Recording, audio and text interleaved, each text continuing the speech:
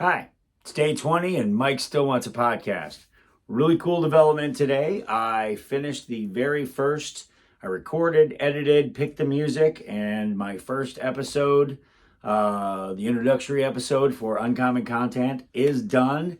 I'm going to work on getting it posted and go from there. I'm pretty excited about that. Tomorrow, the remainder of the foam bricks for the wall come in. So I'll start to finish that wall up and be able to move a little bit farther along on some of the stuff. At that point, basically the security system, the lights, and the carpet are all that's left. And I think that everybody's lined up to do those. I still got to work on the carpet a little bit more. Pretty excited about learning today how to edit the file that I created in Audacity. There's a ton more to learn. Obviously, I have to learn it all, but I feel like it's going pretty good.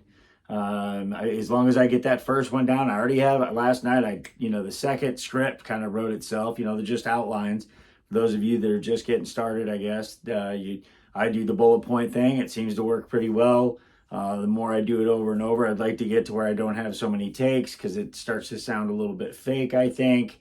After just going through and doing all the ums and the it's hilarious. I know I can just look at the graph of the sound and know which ones. I know where my are. I know what it looks like on a graph, like that. It feels good to have that done. So the first one was just introduction. The second one, I'm going to get right into it. It's a storyteller podcast. So I'm going to be telling stories that, I think are cool. And then wherever that story leads me, and I hope to get some guests. I don't know. We'll see. My first one, we'll see how this goes. I'm calling it the Hooker Files. I've got a bunch of great, funny stories about hookers. I don't even know if you're supposed to call them hookers, sex workers. It seems to me that anytime I see a really hot girl with a really wealthy, not so hot guy, I just assume they're a sex worker too. So I don't really like it. There's just nothing. Talk about taking sexy out of anybody in that profession is by calling them a sex worker. So I'm sticking with hooker. Hooker's happy. It's the happy hooker, the hooker with the heart of gold. I mean, we got that. But I got some great, funny hooker stories. We'll see. It's all not going to be bawdy, but especially the beginning when I'm just by myself, I can conquer some of the stories that, maybe people aren't real comfortable talking about as a guest, even though it'll be 100% and anonymous if you want. I mean, I'm not going to be, but so it's not 100%, but that'll be it. My big thing is because I want to do another podcast where I read my book. It's pretty, graphic. I thought it was pretty good, and a lot of other people did too. So I'm hoping that, when that podcast starts, so I'm going to try to not duplicate the individual stories. Just kind of go with the flow.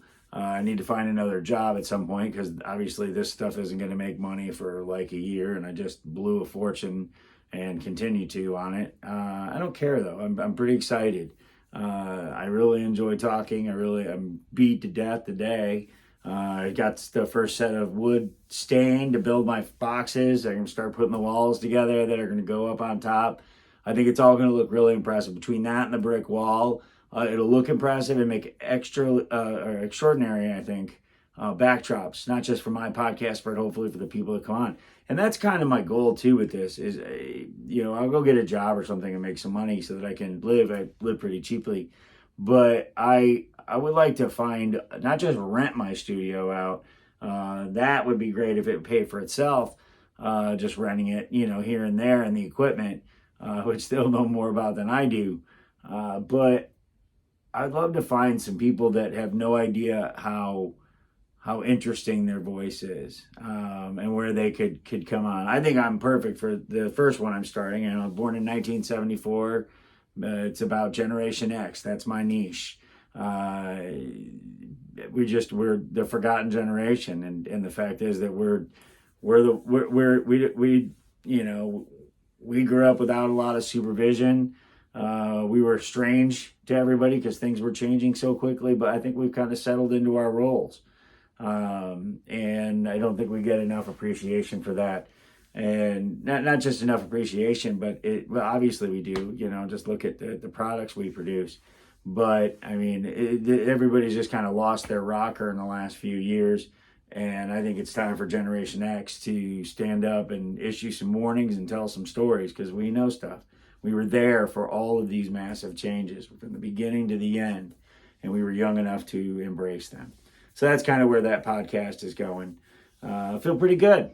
Part of this will probably make it into my compilation at the end. I will see you tomorrow.